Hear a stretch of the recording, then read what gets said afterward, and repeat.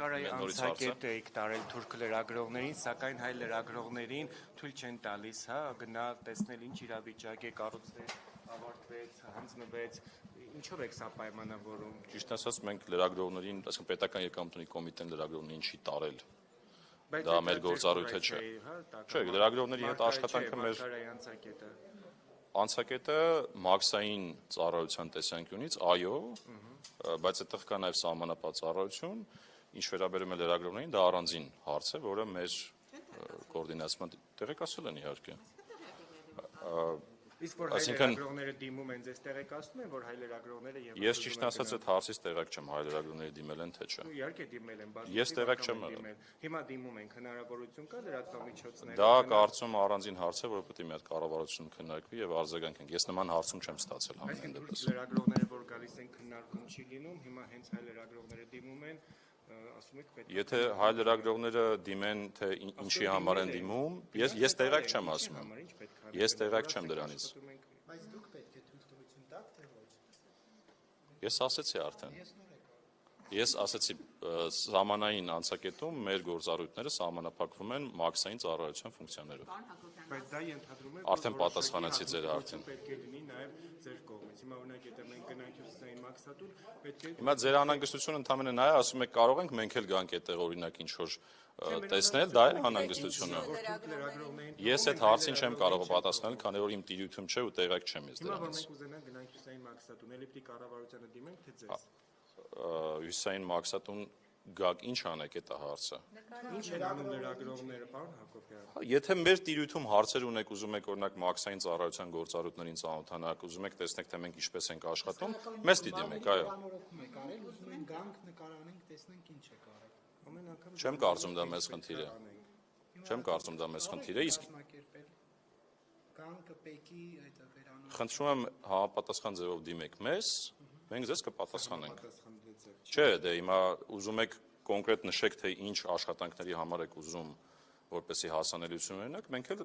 կդիտարկենք եւ ձեր հետ կքննարկենք հարցը։ Որ կառավարությունը թույլ է տվել, Հարգելիս ասեմ, կառավարության դիմեք այդ հարցով։ Գրություն ուղարկել են, որ այն չափորոշիչները, որ դուք հիմա մեզանից պահանջում եք, ինչ ձևաչափ պետք է անտեղանեն, ինչ նկարանում պետք է անեն, այդ ձևաչափով ձեզ Հիմա ձեր անհանգստությունը նա է, որ դուք ասում եք ձեզ թույլ չեն տվել, ես ասում դրանից տեղյակ չեմ, այդ հարցը փակ է կարծում եմ։ Դուք դրանից սկսեցիք։ Այստեղ քննարկման տեսանկյունից է փակ։ Հիմա քանի որ ինձ եք հարցնում, ասում եք, որ համապատասխան ձևով գրեք, ասեք ինչ եք նկարելու, չէ, ինչ տեսանկարահանում եք իրականացնելու։ Հիմա ես ձեզ հարցնում եմ, այդ նմանատիպ գրություն թուրք լրագրողներից ստացել է ձեր կառույցը։ Մի հատ պետք է ճշտեմ, բայց հարցում ունեցել ենք, այսինքն կառավարության կողմից համապատասխան հարցում ունեցել ենք եւ այդ կազմակերպվել է համարժեք ձևով։ Թուրքերի համար։ Հարգելիս, տվյալ դեպքում ինձ թվում է ազգը կապ չունի, տվյալ դեպքում կապ ունի, թե ինչ Հիմա նույն հաջողությամբ այսքան ադրբեջանցիներն են։ Ես արդեն հարցին պատասխանեցի, ես տեղյակ չեմ եղել։ Չէ, հիմա ես տեղյակ չեմ եղել, որ ձեզ օրինակ թույլ չեն տվել։ Դուք հիմա հարց եք ասում, ասում ես այդ հարցից տեղյակ չեմ։ Կարդում եմ։ Չեմ տեսել մամուլում դրա մասին։ Իսկ Մարգարայի անցակետի բացման հետ կապված ինչ նորություններ կան։ Տեղյակ չեմ անկեղծ ասած։ Այսինքն պատրաստ սպասում ենք մինչև Չէ, ուզում ասեմ, Արգելիս, ես հարգանքով եմ վերաբերվում ձեզ, ու խնդրեմ դուք էլ հարգանքով վերաբերվեք։ Չէ, հիմա ես ասեցի դրանից տեղյակ չեմ, այսինքն որ ասում եք ձեզ մերժել են, ով է, մեզնից մերժել են, պետական եկամուտների կոմիտեն ձեզ մերժել է, որ դուք չգաք այնտեղ, չէ, եթե չի մերժել, հետևաբար ես այդ հարցի պատասխանը չունեմ։ Ենթադրում եմ պետք է վարչապետի աշխատակազմ դիմեք, ենթադրում եմ, կամ իրենց եք դիմել, մերժում եք ստացել, որտեղ եք դիմել։ Շատ լավ է, որտեղ որ դիմել եք, իրանց որ հարցնեք, հաստատ համոզված իրենք պարզաբանումը կտան։ Իմ հարցին կպատասխանեք մի րոպե Մարգարայի անցակետի հետ կապված ինչ նորություն։ Մարգարայի անցակետը պատրաստ է ամբողջությամբ իր մաքսային գործառույթը իրականացնելու եւ ամբողջ ենթակառուցվածքը պատրաստ է, մենք էլ որպես պետական եկամուտների կոմիտե պատրաստ ենք այդ գործառույթները պատշաճ իրականացնելու։ Երբ որ դա մաքսային գործառույթ չեն, ինչ որ դուք հարցնում եք։ Դուք խոսում եք պետական սահմանի հնարավոր բացման մասին։ Դուք դրա մասին եք խոսում, որը պետական եկամուտների կոմիտեի գործառույթը չէ։ Պարոն Հակոբյան, եթե մոտ 750,000 գրանցված աշխատողները հայտարարագիր չներկայացնեն, ՊԵԿ-ը ինչ է անում։ Նախ դուք հարցը գալիս եք բացասական կողմից միանգամից։ Ես հորետ եմ։ Պետական հիմա դինամիկան հակառակն է հուշում, ինչը որ արել ենք նաև անցած տարի։ Ինչ վիճակագրություններ մարդիկ արդյոք հայտարարագիր ներկայացնում են եւ Իհարկե, հայտարարագիր ներկայացնում են, այս պայդրությամբ մոտ, եթե չեմ սխալվում, 12,000 քաղաքացիներ արդեն 12,000-ը այս պայդրությամբ արդեն լրացել են ու պարբերաբար Դա պետական աշխատողներին հանենք, էլի պետական աշխատողները էական չի։ Հիմա ինչու եք հանում, ինչու եք առանձնացնում։ Հիմա եթե 750,000-ի մասին ենք խոսում, 750,000-ի այս պայդրությամբ 12,000-ը լրացել են հայտարարագիրը եւ նաեւ կան բազմաթիվ մարդիկ, ովքեր որ ստացել են սոցիալական կրեդիտ։ Հիմա եթե մոտ 600,000-ը եթե Խնդրում եմ հերթով, որպեսզի կարողանամ պատասխանել ձեր հարցերին։ Հակոբյան, հիմա 600,000-ը մոտավորապես եթե չլրացնի, որքան դեռ չի լրացրել։ Ինչ հարկադրանքի միջոցներ կարող է կիրառել ՊԵԿ-ը։ Ես դրա մասին բազմիցս խոսել եմ մեր հանրային քննարկումների ժամանակ եւ ասուլիսի ժամանակ եւ հարցազրույցների ժամանակ։ Այդտեղ գործում է պարզ տուգանքի մեխանիզմ։ Բայց եթե երկու անգամ տուգանում են, երրորդ անգամ ինչ է, եթե չես հոն մեկ անգամ 5 Չէ, այս պահին ուրիշ մեխանիզմ չկա, տուգանքի ուղղակի բարձրացում կրկնապատկում է, ուրիշ մեխանիզմ այս պահին ուղեզությունը չունի։ Սկզբում մայիսին էր, հետո դարձավ նոյեմբերի։ Այս պահի դրությամբ կառավարության մոտեցումը նա է,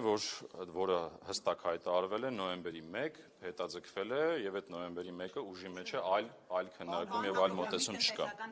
Ասում են, որ պետեկամուտների նախարարությունը գործարարների հանդեպ հարկային տերոր է իրականացնում եւ օրերս նաեւ հայտնի գործարարներից մեկի ընկերություններում մասշտաբային ստուգումների մասին խոսքը Սամվել Ալեքսանյանի մասին է։ Արդյոք ՊԵԿ-ը հատուկ եւ ասում են բավականին խոշոր գումար եք պահանջել, ինչը մերժել է եւ սկսվել է ստուգումները։ Մի րոպե, հարցը երկու մաս ունի։ Դուք հիմա ասում եք տերոր, բայց չհիմնավորեցիք, թե տերորը ինչ է նշանակում, որովհետև տեսեք, տերորը նշանակում է, երբ որ մենք ինչ-որ անօրինական կամ ավելորդ գործողություններով փորձում ենք միջամտել եւ խանգարել տնտեսվարողի կյանքին, որպեսզի մաքսիմալ հարկային եկամուտ հավաքագրենք։ Ես այս հարցին տարեսկզբին մանրամասն անդրադարձել եմ։ Հիմա մեկնաբանեմ։ Այն ինչ որ տեղի ունենում հիմա, դրանք սովորական մեր գործիքակազմով ստուգումներ են, բոլոր ուղղություններով։ Եվ մենք անկեղծ ասած նման ազդակ չունենք, որ տերոր կա։ Եթե կան նման ազդակներ, խնդրում եմ անձամբ ուղարկեք ինձ, ես ինքս այդ հարցով կզբաղվեմ։ Սամվել Ալեքսանյանի հետ կապված բիզնեսներում հիմա այդ մեծամասշտաբ ստուգումները գնում։ Ինչպես բոլոր բիզնեսներում կա հստակ ծրագիր։ Մենք ունենք ստուգումների ծրագիր, թիրախային, որը որ տարվա համար սահմանվում է, եւ եթե բացահայտվում են ռիսկեր, այդ ռիսկերը ստուգումներ են իրականացվում, ըստ դրա բացահայտվում են։ Արդյոք պատճառը բյուջեի դեֆիցիտը չի, որովհետեւ ասում են հենց դեֆիցիտն է պատճառը, դրա համար քերթում եք գործարարները։ Բացարձակ նման երևույթ չկա, դուք հիմա ուղղակի սրում եք հարցը, պարբերաբար բառեր օգտագործելով, որ եթե ես հիմա մասնագիտական դաշտում ասեմ, թե դա ինչ է նշանակում, նորից չեք կարողանալու պատասխանել այդ քերթել բառին, ոչ։ Ինչը ոչ։ Ասեմ չեք քերթում։ Մենք չենք քերթում, ոչ, խնդրում եմ մի միջամտեք, երբ որ ես հարցին պատասխանում եմ, հետո կանադառնանք նաև ձեր հարցին։ Մենք տնտեսվարողներին եւ բոլորին վերաբերում ենք որպես մեր ընտանիքի անդամներ։ Ես ասում եմ բառիս ամենաուղիղ իմաստով, որի մասին մանրամասն խոսել եմ եւ մեկնաբանել եմ իմ ասուլիսի ժամանակ եւ հարցազրույցների ժամանակ, եւ մենք փորձում ենք մեր հասարակությունը մարդակենտրոն մաքսիմալ մեր ծառայությունը հասարակության համար մարդակենտրոն դարձնել ու համոզված եղեք, բոլոր տեղերում այդ դրսևորումները կան։ Եվ հետեւաբար քերթելու եւ այդ ձեր բառերի մասին խոսելը կարելի է տենց ինչ որ որպես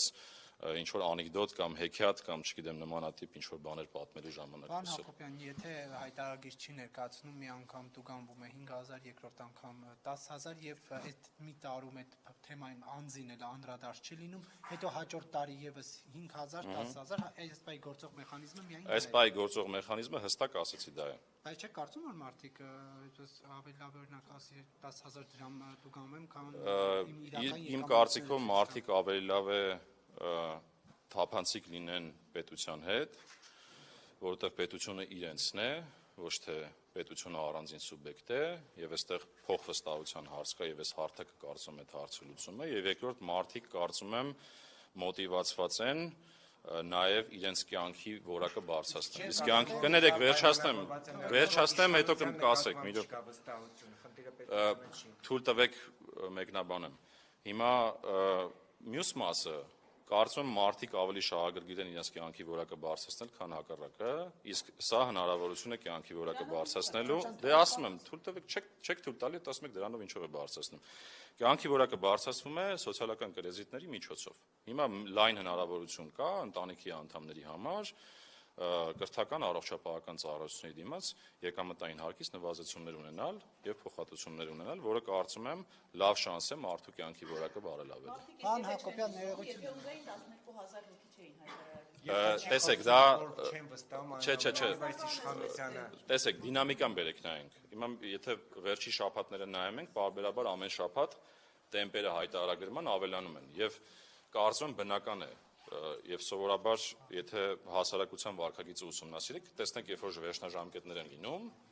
ավելի շատ այդ վարքագիծը դրսևորվում է վերջնաժամկետին մոտ ամիսներին։ Հիմա նույնը տեղի էր անցած տարի։ Օրինակ անցած տարի առաջի ամիսներին պասիվություն կար, հետո կտրուկ վերջնաժամկետին մոտ 2 ամսվա ընթացքում հայտարարագրերը եղել են։ Բայց տեմպերը դրական են ու բան են, ավելացող են։ Ընտանիքի անդամներն,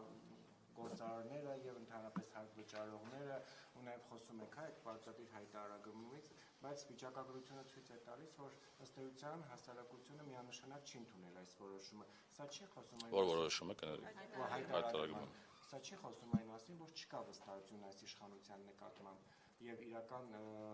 այլ խնդիրներ է տեսնում այդ հայտարարման մեջ։ Տեսեք, դուք բացարձակ երևույթներ եք մեկնաբանում, վստահությունը հարաբերական է, այսինքն վստահություն միշտ կա, հիմա վստահության մակարդակներ կան տարբեր։ Հիմա ես ասեցի, որ սա նաև հնարավորություն է միմյանց ավելի շատ վստահելու, որովհետև դրա միջոցով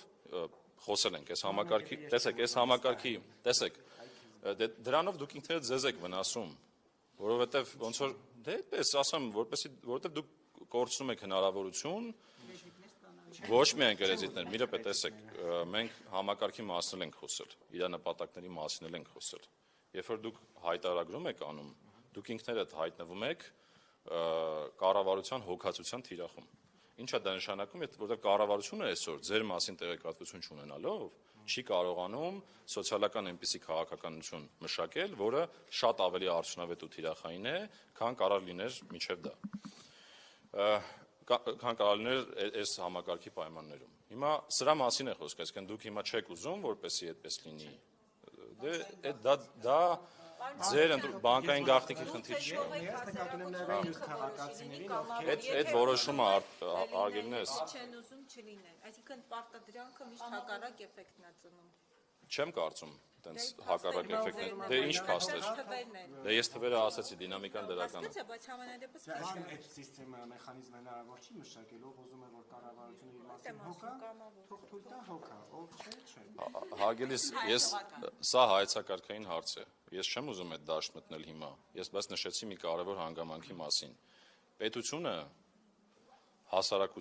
հասարակությանն է, ոչ թե հասարակությունից անկախ է։